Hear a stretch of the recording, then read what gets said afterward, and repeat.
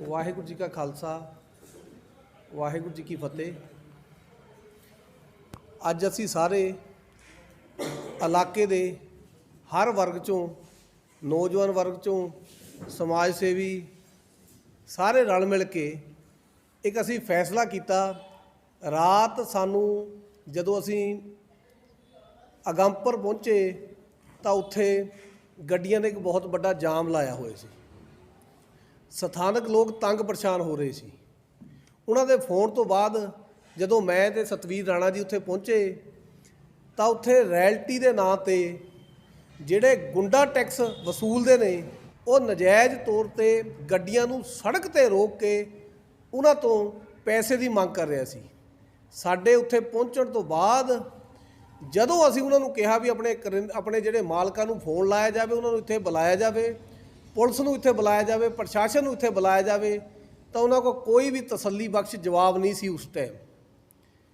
ਤੇ ਅਸੀਂ ਉਦੋਂ ਹੀ ਫੈਸਲਾ ਕੀਤਾ ਵੀ ਸਵੇਰੇ ਇਸ ਸਬੰਧ 'ਚ ਇੱਕ ਵੱਡਾ ਐਕਸ਼ਨ ਪਲਾਨ ਸਾਰੇ ਵਰਗਾਂ ਨੂੰ, ਸਾਰੀਆਂ ਪਾਰਟੀਆਂ ਨੂੰ, ਸਾਰੀਆਂ ਜਥੇਬੰਦੀਆਂ ਨੂੰ ਨਾਲ ਲੈ ਕੇ ਇਲਾਕੇ ਵਾਸਤੇ ਇੱਕ ਪਲੇਟਫਾਰਮ 'ਤੇ ਇਕੱਠੇ ਹੋ ਕੇ ਇਹ ਅੱਜ ਜਿਹੜੀ ਅਸੀਂ ਪ੍ਰੈਸ ਕਾਨਫਰੰਸ ਹੈ ਕਰਨ ਜਾ ਰਹੇ ਹਾਂ। ਦੇਖੋ, ਜਦੋਂ ਚਰਨਜੀਤ ਸਿੰਘ ਚੰਨੀ ਮੁੱਖ ਮੰਤਰੀ ਬਣਿਆ ਉਹਦੇ ਪਹਿਲਾ ਬਿਆਨ ਸੀ ਵੀ ਜਿਹੜਾ ਰੈਲਟੀ ਆ ਰਿਹਾ ਹੈ, ਰੇਤ ਮਾਫੀਆ, ਇਹ ਮੇਰੇ ਕੋਲ ਨਾ ਆਉਣ। ਜਦੋਂ ਕਿ ਸੱਚਾਈ ਇਹ ਹੈ, ਜਦੋਂ ਕੈਪਟਨ ਅਮਰਿੰਦਰ ਸਿੰਘ ਮੁੱਖ ਮੰਤਰੀ ਸੀ ਉਦੋਂ ਰੈਲਟੀ 4 ਰੁਪਏ ਸੀ ਅਤੇ ਚੰਨੀ ਸਾਹਿਬ ਨੇ ਦਬਕਾ ਮਾਰ ਕੇ ਉਹੀ ਰੈਲਟੀ 4.5 ਰੁਪਏ ਕਰ ਦਿੱਤੀ, ਜਿਹੜਾ ਗੁੰਡਾ ਟੈਕਸ ਜਿਹਨੂੰ ਕਹਿੰਦੇ। ਰੈਲਟੀ ਦਾ ਅਸਲ ਮਕਸਦ ਇਹ ਹੈ, ਅਸਲ ਮਤਲਬ ਇਹ ਹੈ ਵੀ ਖੱਡਾਂ 'ਚ ਜਿਹੜਾ ਕੱਚਾ ਮਾਲ ਹੈ, ਜਿਹੜਾ ਖੱਡਾਂ 'ਚ ਹੁੰਦਾ, ਉਹਦੇ 'ਤੇ ਰੈਲਟੀ ਲੱਗਦੀ। ਉਹ ਵੀ ਰੈਲਟੀ ਇਹ ਵੀ ਜਿਹੜੇ ਠੇਕੇਦਾਰ ਇਹਨੂੰ ਰੈਲਟੀ ਨਹੀਂ ਕਹਿੰਦੇ। ਇਹਦਾ ਮਤਲਬ ਇਹ ਹੈ ਬਈ ਜਿਹੜਾ ਮਟੀਰੀਅਲ ਖੱਡਾਂ 'ਚੋਂ ਪੱਟ ਕੇ ਜਿਸ ਬੰਦੇ ਨੇ ਕ੍ਰੈਸ਼ਰ ਮਾਲਕਾਂ ਨੂੰ ਦੇਣਾ, ਉਹਦਾ ਰੇਟ ਹੈ 5.5 ਰੁਪਏ ਫੁੱਟ। 5.5 ਰੁਪਏ ਫੁੱਟ। ਉਹਨੇ ਖੱਡ 'ਚੋਂ ਮਾਲ ਪੱਟ ਕੇ ਆਪਣੀ ਮਸ਼ੀਨ ਨਾਲ ਕ੍ਰੈਸ਼ਰ ਦਾ ਜਿਹੜਾ ਕ੍ਰੈਸ਼ਰਾਈਜ਼ ਦਾ ਜਿਹੜਾ ਵੀ ਸਾਧਨ ਹੈ ਜਾਂ ਕੋਈ ਟਿੱਪਰ ਹੈ ਜਾਂ ਟਰਾਲੀ ਹੈ, ਉਹ 'ਚ ਲੋਡ ਕਰਕੇ ਦੇਣਾ। ਲੋਡਿੰਗ ਤੱਕ ਦਾ ਖਰਚਾ 5.5 ਰੁਪਏ ਹੈ। ਲੇਕਿਨ ਜਿਹੜਾ ਅੱਜ ਹੋ ਰਿਹਾ, ਜਿਹੜਾ ਕ੍ਰੈਸ਼ਰ ਮਾਲਕ ਹੈ ਉਹ ਜਿਹੜਾ ਖੱਡ ਪਹਿਲਾਂ ਆਪ ਖਰੀਦਦਾ, ਉਹਦੇ 'ਤੇ ਉਹ 6-7 ਰੁਪਏ ਉਹਨੂੰ ਉਹ ਪੈਂਦਾ ਏ ਕੱਚਾ ਮਾਲ ਫੁੱਟ ਦਾ। ਉਹ ਤੋਂ ਬਾਅਦ ਉਹ 4.5 ਰੁਪਏ ਉੱਪਰ ਰੈਲਟੀ ਦਿੰਦਾ ਹੈ, 11.5 ਰੁਪਏ।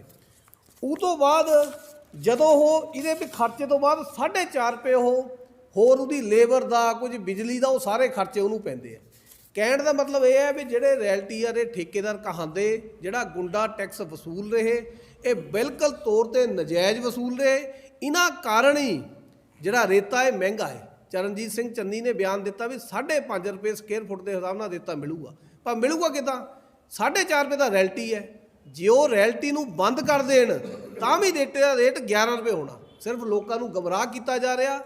ਚੰਨੀ ਸਾਹਿਬ ਤੋਂ ਅਸੀਂ ਇਹ ਮੰਗ ਕਰਦੇ ਵੀ ਰੋਪੜ ਜ਼ਿਲ੍ਹਾ, ਪੂਰਾ ਪੰਜਾਬ ਤਾਂ ਛੱਡੋ ਤੁਹਾਡੇ ਬਿਆਨ ਦਾ, ਜਿਹੜਾ ਰੋਪੜ ਜ਼ਿਲ੍ਹਾ ਇਹਦੇ ਹੀ ਇਹ ਲਾਗੂ ਕਰਾ ਦਿਓ। ਸਭ ਤੋਂ ਮਾੜਾ ਅਸਰ ਸਾਡੇ ਇਲਾਕੇ 'ਚ ਇਹ ਪੈ ਰਿਹਾ, ਜਿਹੜਾ ਰੈਲਟੀ ਦਾ ਕੰਮ ਹੈ, ਜਿਹੜਾ ਕ੍ਰੈਸ਼ਰ, ਜਿਹੜਾ ਜ਼ੋਨ ਲੱਗੇ ਹੋਏ ਆ, ਕ੍ਰੈਸ਼ਰ ਮਾਲਕ ਹੈ, ਉਹ ਵੀ ਇਸ ਜਿਹੜਾ ਪ੍ਰੋਸੈਸ ਹੈ ਉਹ ਤੋਂ ਇੰਨੇ ਤੰਗ ਆ ਚੁੱਕੇ ਹੈ ਵੀ ਉਹ ਵੀ ਕ੍ਰੈਸ਼ਰ ਬੰਦ ਕਰਨਾ ਚਾਹੁੰਦੇ ਆ।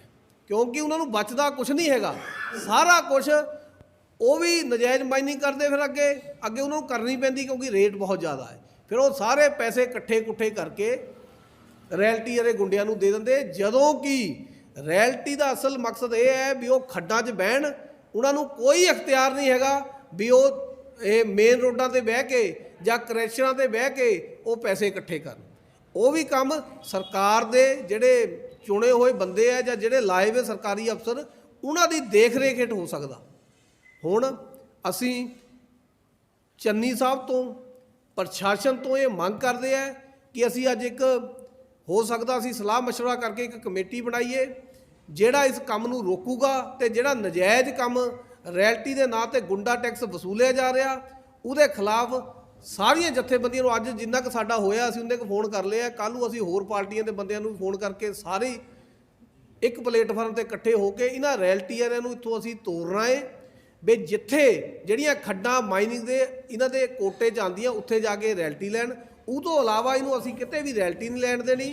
ਅਤੇ ਪ੍ਰਸ਼ਾਸਨ ਦਾ ਵੀ ਸਾਡੀ ਗੱਲ ਹੋ ਗਈ, ਉਹਨਾਂ ਤੋਂ ਅਸੀਂ ਸਾਰੀਆਂ ਲਿਸਟਾਂ ਖੱਡਾਂ ਦੀਆਂ ਸਾਰੀਆਂ ਲਿਸਟਾਂ ਜਿਹੜੇ ਬੰਦੇ ਉੱਥੇ ਅਪਾਇੰਟ ਕੀਤੇ ਆ ਉਹਨਾਂ ਦੀਆਂ ਲਿਸਟਾਂ ਸਾਨੂੰ ਅੱਜ ਸ਼ਾਮ ਤੱਕ ਆ ਜਾਣੀਆਂ। ਕੱਲ ਤੋਂ ਬਾਅਦ ਅਸੀਂ ਨਵਾਂ ਐਕਸ਼ਨ ਪਲਾਨ ਲੈ ਕੇ ਕੱਲੇ ਇਹਨਾਂ ਦੇ ਕੰਡਿਆਂ ਤੇ ਜਾਣਾ ਜਿੱਥੇ ਇਹਨਾਂ ਨੇ ਆਪਣੇ ਗੁੰਡੇ ਬਿਠਾਏ ਆ ਤੇ ਉਹਨਾਂ ਨੂੰ ਉਠਾਣਾ ਉੱਥੋਂ ਅਸੀਂ, ਕਿਉਂਕਿ ਮਾਈਨਿੰਗ ਨਾਲ ਜਿੰਨਾ ਸਾਡਾ ਸ਼੍ਰੀ ਅਨੰਦਪੁਰ ਸਾਹਿਬ ਹਲਕੇ ਦਾ ਰੋਪੜ ਜ਼ਿਲ੍ਹੇ ਦਾ ਨੁਕਸਾਨ ਹੋਇਆ ਕਿਤੇ ਨਹੀਂ ਹੋਇਆ। ਸਾਡੇ ਇਲਾਕੇ ਦੇ ਬੋਰ ਜਿਹੜੇ ਬਹੁਤ ਡੂੰਘੇ ਚਲ ਗਏ, ਚੰਦਪੁਰ, ਗੱਜਪੁਰ, ਹਰੀਆਲ, ਚਾਹੇ ਆ ਬੇਲਿਆਂ ਦੀ ਗੱਲ ਕੀਤੀ ਜਾਵੇ, ਇਹਨਾਂ ਸਾਲਾਂ 'ਚ ਲੋਕਾਂ ਨੇ ਪਾਣੀ ਬਹੁਤ ਡੂੰਘੇ ਚਲ ਗਏ, ਲੋਕਾਂ ਦੇ ਖੇਤ ਹੜ ਗਏ। ਇਸ ਕਰਕੇ ਮੈਂ ਪ੍ਰਸ਼ਾਸਨ ਨੂੰ ਸਖਤ ਸ਼ਬਦਾਂ ਦਾ ਬਤੌਰ ਸ਼੍ਰੀ ਅਨੰਦਪੁਰ ਸਾਹਿਬ ਦਾ ਇੱਕ ਵਾਸੀ ਹੋਣ ਨਾਤੇ, ਇਲਾਕੇ ਦਾ ਦੁੱਖ ਹੋਣ ਦੇ ਨਾਤੇ ਅਸੀਂ ਬਾਕੀ ਬੰਦਿਆਂ ਨੂੰ ਵੀ ਬੇਨਤੀ ਕਰਦੇ ਹਾਂ ਵੀ ਇਸ ਜਿਹੜਾ ਕੰਮ ਹੈ ਨਜਾਇਜ਼ ਮਾਈਨਿੰਗ ਦਾ, ਇਹਦੇ 'ਚ ਸਾਰੇ ਇਕਮੁੱਠ ਹੋ ਜਾਓ। ਜਿਹੜੇ ਅੱਜ ਨਹੀਂ ਪਹੁੰਚ ਸਕੇ ਉਹ ਕੱਲ੍ਹ ਨੂੰ ਪਹੁੰਚੋ, ਕੱਲ੍ਹ ਨੂੰ ਨਹੀਂ ਪਰਸੋਂ ਪਹੁੰਚੋ, ਸਾਡੇ ਨਾਲ ਸੰਪਰਕ ਕਰੋ। ਇਸ ਗੁੰਡਾ ਪਰਚੀ ਨੂੰ ਅਸੀਂ ਜਲਦ ਤੋਂ ਜਲਦ ਅਸੀਂ ਇਹ ਬੰਦ ਕਰਾਉਣਾ। ਵਾਹਿਗੁਰੂ ਜੀ ਮਿਲ ਕੇ ਸਾਰੀਆਂ ਪਾਰਟੀਆਂ, ਸਾਰੀਆਂ ਜਥੇਬੰਦੀਆਂ, ਚਾਹੇ ਉਹ ਕਿਸਾਨ ਜਥੇਬੰਦੀਆਂ ਹੋਈਆਂ, ਚਾਹੇ ਵਾਤਾਵਰਨ ਨੂੰ ਪਿਆਰ ਕਰਨ ਵਾਲੇ ਹੋਣ, ਚਾਹੇ ਬੁੱਧੀਜੀਵੀ ਹੋਣ, ਸਾਰਿਆਂ ਨੂੰ ਇੱਕ ਪਲੇਟਫਾਰਮ ਤੇ ਅਸੀਂ ਇਕੱਠੇ ਕਰਕੇ ਨਜਾਇਜ਼ ਮਾਈਨਿੰਗ ਦੇ ਖਿਲਾਫ ਤੇ ਜਿਹੜਾ ਖਾਸ ਕਰੇ ਗੁੰਡਾ ਟੈਕਸ ਚੌਧਰੀ ਨੇ ਲਾਇਆ ਵਾ ਉਹਦੇ ਖਿਲਾਫ ਅਸੀਂ ਇਲਾਕੇ ਦੇ ਲੋਕਾਂ ਨੂੰ ਇਕਮੁੱਠ ਕਰਨਾ ਤੇ ਇਹ ਬੰਦ ਕਰਾ ਕੇ ਰਹਿਣਾ। ਆਪਾਂ ਸਿਰਫ ਜਾਇਜ਼ ਕੰਮ ਅਸੀਂ ਚੱਲਣ ਦੇਣਾ, ਨਜਾਇਜ਼ ਕੰਮ ਅਸੀਂ ਬਿਲਕੁਲ ਨਹੀਂ ਹੋਣ ਦੇਣਾ। ਸਤਿ ਸ਼੍ਰੀ ਅਕਾਲ ਦੋਸਤੋ, ਜਿਵੇਂ ਕਿ ਕੱਲ ਰਾਤ ਕੁਝ ਲੋਕ ਆਪਣੀ ਇੱਕ ਗੱਡੀ ਦੇ ਵਿੱਚ ਆਗਮਪੁਰ ਪਿੰਡ ਦੇ ਵਿੱਚ ਆਪਣਾ ਕਾਫੀ ਗੱਡੀਆਂ ਨੂੰ ਰੋਕ ਕੇ ਖੜੇ ਸੀ। ਅੱਜ ਅਸੀਂ ਉਸ ਸਬੰਧ ਦੇ ਵਿੱਚ ਇੱਕ ਪ੍ਰੈਸ ਕਾਨਫਰੰਸ ਰੱਖੀ ਹੈ ਤੇ ਮੈਂ ਵਿਸਤਾਰ ਦੇ ਵਿੱਚ ਜਾਣਾ ਚਾਹਾਂਗਾ ਕਿ ਇਹ ਕਿਸ ਤਰੀਕੇ ਦੇ ਨਾਲ ਰਾਕੇਸ਼ ਚੌਧਰੀ ਇਸ ਹਲਕੇ ਦੇ ਨਾਲ ਇਹ ਲੁੱਟ ਕਰ ਰਿਹਾ ਹੈ। ਰਾਕੇਸ਼ ਚੌਧਰੀ ਨੇ ਸਿਰਫ 4 ਖੱਡਾਂ ਦੇ ਪੈਸੇ ਭਰੇ ਸੀ, ਜਦਕਿ ਹਲਕੇ ਦੇ ਵਿੱਚ ਕੋਈ 100 ਦੇ ਕਰੀਬ ਖੱਡ, ਤੇ ਜੇ ਸਰਕਾਰ ਨਿਲਾਮ ਹੀ ਕਰਨਾ ਚਾਹੁੰਦੀ ਹੈ ਤਾਂ ਉਹਨੂੰ 100 ਦੀਆਂ 100 ਖੱਡਾਂ ਨਿਲਾਮ ਕਰਨੀਆਂ ਚਾਹੀਦੀਆਂ। ਜੇ 4 ਖੱਡਾਂ ਦੇ ਵਿੱਚੋਂ 300 ਕਰੋੜ ਆ ਰਿਹਾ ਤਾਂ 100 ਖੱਡਾਂ ਦੇ ਵਿੱਚੋਂ 3000 ਕਰੋੜ ਜਾਂ ਇਸ ਤੋਂ ਵੀ ਜ਼ਿਆਦਾ 5000 ਕਰੋੜ ਰੁਪਈਆ ਆ ਸਕਦਾ। ਪਰ ਜਿਹੜੇ ਮੌਕੇ ਦੇ ਹੁਕਮਰਾਨ ਹੈ ਉਹ ਇਸ ਚੋਰੀ ਦੇ ਵਿੱਚ ਸ਼ਾਮਿਲ ਨੇ ਕਿ ਸਿਰਫ 4 ਖੱਡਾਂ ਵੇਚ ਕੇ ਜਿਹੜੀ ਨਜਾਇਜ਼ ਮਾਈਨਿੰਗ ਹੈ ਉਹ 100 ਦੀਆਂ 100 ਖੱਡਾਂ ਦੇ ਵਿੱਚ ਹੁੰਦੀ ਹੈ। ਹੁਣ ਰਾਕੇਸ਼ ਚੌਧਰੀ ਨੇ ਪਿੱਛੇ ਜੇ ਇੱਕ ਡੀਸਿਲਟਿੰਗ ਦਾ ਕਨਸੈਪਟ ਲੈ ਕੇ ਆਂਦਾ, ਇਹ ਸਰਕਾਰ ਦੀ ਬਹੁਤ ਵੱਡੀ ਮਿਲੀ ਭੁਗਤ ਹੈ। ਡੀਸਿਲਟਿੰਗ ਦਾ ਮਤਲਬ ਪਾਲਿਸੀ ਦੇ ਨਾਮ ਤੋਂ ਹੀ ਕਲੀਅਰ ਹੋ ਜਾਂਦਾ ਵੀ ਜਿੱਥੇ ਜ਼ਿਆਦਾ ਸਿਲਟ ਹੋ ਜਾਏ ਉਹਨੂੰ ਡੀਸਿਲਟ ਕਰਨਾ, ਡੀਸਿਲਟਿੰਗ। ਲੇਕਿਨ ਸਾਡੇ ਜਿਹੜਾ ਦਰਿਆ ਹੈ ਸਤਲੁਜ, ਇਸ ਦੇ ਵਿੱਚ ਕਿਤੇ ਸਿਲਟ ਦਾ ਨਾਮੋ ਨਿਸ਼ਾਨ ਨਹੀਂ ਹੈ। ਇਹ ਬਿਲਕੁਲ ਗ੍ਰੈਵਲ ਵਾਲੀ ਖੱਡ ਹੈ, ਗ੍ਰੈਵਲ ਉੱਥੇ ਤੋਂ ਚੋਰੀ ਹੁੰਦਾ ਤੇ ਉਸ ਦੀ ਆੜ ਦੇ ਵਿੱਚ ਇਹ ਡੀਸਿਲਟਿੰਗ ਦੇ ਆੜ ਦੇ ਵਿੱਚ ਉੱਥੋਂ ਸਾਰਾ ਮਾਲ ਕੱਢ ਕੇ ਉਹਨੂੰ ਵੇਚ ਰਹੇ। ਤੇ ਫਿਰ ਦੂਸਰੀ ਸਭ ਤੋਂ ਵੱਡੀ ਜੋ ਚੌਧਰੀ ਰਾਕੇਸ਼ ਚੌਧਰੀ ਠੇਕੇਦਾਰ ਦੀ ਜਿਹੜੀ ਕਮੀ ਹੈ ਉਹ ਇਹ ਹੈ ਕਿ ਉਸਨੇ ਕਦੇ ਵੀ ਖੱਡ ਦੇ ਵਿੱਚੋਂ ਆਪਣਾ ਰਾਇਲਟੀ ਲਾਉਣ ਦੀ ਕੋਸ਼ਿਸ਼ ਨਹੀਂ ਕੀਤੀ। ਕੰਡੇ ਤੁਸੀਂ ਦੇਖੋ, ਇੱਕ ਆਗਮਪੁਰ ਗ੍ਰਾਮ ਪੰਚਾਇਤ ਆਗਮਪੁਰ ਤੋਂ ਜ਼ਮੀਨ ਲੈ ਕੇ, ਕੋਈ ਮਤਾ ਨਹੀਂ ਕੋਈ ਕੁਛ ਨਹੀਂ, ਉਸਨੇ ਆਗਮਪੁਰ ਤੋਂ ਜ਼ਮੀਨ ਲਈ ਹੈ, ਇਸ ਸਾਈਡ ਢੇਰ ਜ਼ਮੀਨ ਲਈ ਹੈ। ਮਤਲਬ ਰੋਡਾਂ ਦੇ ਉੱਤੇ ਕੰਡੇ ਲਾ ਕੇ ਤਿਆਰ ਮਾਲ ਦੇ ਉੱਤੇ ਵਸੂਲੀ ਕਰਦਾ। ਅੰਦਰ ਜੋ ਅੰਧਾਧੁੰਦ ਮਾਈਨਿੰਗ ਚੱਲ ਰਹੀ ਹੈ ਉਸ ਨੂੰ ਕੋਈ ਨਹੀਂ ਦੇਖਣ ਵਾਲਾ। ਉਹ ਸਿਰਫ ਸੋਚਦਾ ਹੈ ਕਿ ਜਿੰਨਾ ਮਾਲ ਜ਼ੋਨ ਤੋਂ ਬਾਹਰ ਨਿਕਲੇਗਾ ਮੈਂ ਉਸ ਤੇ 4.5 ਰੁਪਏ ਲੈਣੇ ਆ, ਜਿਸ ਦਾ ਉਹਦਾ ਕੋਈ ਹੱਕ ਨਹੀਂ ਹੈ, ਕੋਈ ਤੁਕ ਨਹੀਂ ਹੈ। ਸਾਡੀ ਪਾਲਿਸੀ ਸਾਫ਼ ਕਹਿੰਦੀ ਹੈ, ਪੰਜਾਬ ਦੀ ਜਿਹੜੀ ਮਾਈਨਿੰਗ ਪਾਲਿਸੀ ਹੈ ਉਹ ਕਹਿੰਦੀ ਹੈ ਵੀ ਖੱਡ ਅਲਾਟ ਹੋਈ ਤੁਸੀਂ ਖੱਡ ਦੇ ਵਿੱਚ ਜਾ ਕੇ ਬੈਠੋ। ਲੇਕਿਨ ਉਹ ਇਸ ਦੇ ਉਲਟ ਰੋਡ ਦੇ ਕਿਨਾਰੇ ਤੇ ਬੈਠਾ ਹੈ ਕਿ ਜਿੱਥੇ ਤਿਆਰ ਮਾਲ ਦੀਆਂ ਗੱਡੀਆਂ ਨਿਕਲਦੀਆਂ ਮੈਂ ਉੱਥੇ ਆ ਕੇ ਉਹਨਾਂ ਤੋਂ ਪੈਸੇ ਵਸੂਲ ਕਰਾਂ। ਇੱਥੇ ਹੀ ਬਸ ਨਹੀਂ ਹੈ, ਇਸ ਦੇ ਵਿੱਚ ਇੱਕ ਜੋ ਸਭ ਤੋਂ ਵੱਡੀ ਰਾਕੇਸ਼ ਚੌਧਰੀ ਦੀ ਮਿਲੀ ਭੁਗਤ ਹੈ ਉਹ ਇਹ ਹੈ ਕਿ ਉਸਦੇ ਕੋਲ ਇਸ ਆਗਮਪੁਰ ਦੀ ਪੂਰੀ ਬੈਲਟ ਦੇ ਵਿੱਚ ਕੋਈ ਖੱਡ ਨਹੀਂ। ਬਈਹਾਰਾ ਦੇ ਵਿੱਚ ਇੱਕ ਖੱਡ ਹੁੰਦੀ ਸੀ ਬਹੁਤ ਪੁਰਾਣੇ ਸਮੇਂ ਤੇ, ਉਸ ਦੇ ਵਿੱਚ ਖੁਦਾਈ ਹੋਈ, ਪਿੱਛੇ ਵੀ ਸ਼ਿਕਾਇਤਾਂ ਲੋਕਲ ਲੋਕਾਂ ਨੇ ਕੀਤੀਆਂ ਸੀ ਤੇ ਉਸ ਖੱਡ ਨੂੰ ਕੇਸ ਨੂੰ NGT ਦੇ ਵਿੱਚ ਚਲਾ ਗਿਆ ਸੀ ਉਹ ਕੇਸ, ਤੇ NGT ਦੀ ਟੀਮ ਨੇ ਮੌਕਾ ਵੀ ਦੇਖਿਆ ਔਰ 1200 ਕਰੋੜ ਰੁਪਈਆ 1200 ਕਰੋੜ ਰੁਪਈਏ ਦਾ ਜੁਰਮਾਨਾ ਬਈਹਾਰਾ, ਹਰਸਾਵੇਲਾ ਔਰ ਸਵਾੜਾ ਖੱਡ ਨੂੰ NGT ਦੇ ਹੁਕਮਾਂ ਦੇ ਨਾਲ ਪਿਆ ਸੀ। ਤੇ ਉਹਨਾਂ ਨੇ ਉਸ ਟਾਈਮ ਦਿਸ਼ਾ ਨਿਰਦੇਸ਼ ਦਿੱਤੇ ਸੀ, ਉਸ ਕੈਪਟਨ ਅਮਰਿੰਦਰ ਸਿੰਘ ਦੀ ਸਰਕਾਰ ਸੀ, ਕਿ ਤੁਸੀਂ ਇਹਨਾਂ ਠੇਕੇਦਾਰਾਂ ਤੋਂ ਇਹ ਪੈਸਾ ਵਸੂਲ ਕਰੋ। ਪਰ ਉਹ ਗੱਲ ਤਾਂ ਰੁਲ ਗਈ ਰਸਤੇ ਦੇ ਵਿੱਚ ਹੀ, ਤੇ ਉਸ ਖੱਡ ਦੇ ਵਿੱਚ ਅੱਜ ਡੀਸਿਲਟਿੰਗ ਚੱਲ ਰਹੀ ਹੈ। ਜਿਸ ਖੱਡ ਨੂੰ NGT ਕਹਿੰਦੀ ਸੀ ਕਿ ਇਹ ਖੁਦਾਈ 35 ਤੋਂ 40 ਫੁੱਟ ਹੋ ਗਈ, ਉਸ ਖੁਦਾਈ ਵਾਲੀ ਖੱਡ ਦੇ ਵਿੱਚ ਅੱਜ ਡੀਸਿਲਟਿੰਗ ਦੇ ਨਾਮ ਤੇ ਖੁਦਾਈ ਹੋ ਰਹੀ ਹੈ। ਤੁਸੀਂ ਕਦੇ ਆਗਮਪੁਰ ਦੇ ਜਿੱਥੇ ਓਵਰ ਬ੍ਰਿਜ ਹੈ ਉੱਥੇ ਤੋਂ ਆਪਾਂ ਨਿਕਲੀਏ ਜੀ, ਨਜਾਇਜ਼ ਮਾਈਨਿੰਗ ਦੀ ਗੱਲ ਨਹੀਂ ਹੈ। ਅਸੀਂ ਤਾਂ ਪਹਿਲਾਂ ਵੀ ਇਸ ਮਸਲੇ ਦੇ ਖਿਲਾਫ ਆਵਾਜ਼ ਬੁਲੰਦ ਕਰਦੇ ਰਹੇ ਕਿ ਹੁਣ ਇਹ ਗੁੰਡਾਗਰਦੀ ਕਰ ਰਹੇ ਨੇ ਰੋਡ ਦੇ ਉੱਤੇ। ਤੁਸੀਂ ਕੰਡਾ ਲਗਾ ਰੱਖਿਆ ਹੈ, ਤੁਸੀਂ ਉੱਥੇ ਗਵਰਨਮੈਂਟ ਅਪਰੂਵਡ ਉੱਥੇ ਪੰਜਾਬ ਸਰਕਾਰ ਦਾ ਮਨਜ਼ੂਰਸ਼ੁਦਾ ਕੰਡਾ ਲਗਾ ਰੱਖਿਆ, ਤੁਸੀਂ ਪਾਲਿਸੀ ਦੀ ਹੇਰ-ਫੇਰ ਕਰ ਰੱਖੀ ਹੈ। ਪਰ ਜੇ ਤੁਸੀਂ ਉਸ ਕੰਡੇ ਤੋਂ ਵੀ ਬਾਹਰ ਆ ਕੇ ਰੋਡਾਂ ਦੇ ਉੱਤੇ ਜਾਮ ਲਗਾਓਗੇ, ਜੋ ਗੱਲ ਦਾ ਸ਼ੁਰੂ ਹੋਣ ਦਾ ਉਹ ਸੀ, ਜਦੋਂ ਕੱਲ ਗੱਲ ਸ਼ੁਰੂ ਹੋਈ ਹੈ ਤਾਂ ਇੱਥੋਂ ਹੋਈ ਹੈ ਕਿ ਉਹ ਰੋਡ ਦੇ ਉੱਤੇ ਪਹੁੰਚ ਕੇ ਗੱਡੀ ਸਕਾਰਪੀਓ ਰੋਡ ਦੇ ਵਿੱਚ ਲਗਾ ਕੇ 50-60 ਟਰੱਕਾਂ ਨੂੰ ਰੋਕ ਕੇ ਵਸੂਲੀ ਕਰ ਰਹੇ ਸੀ।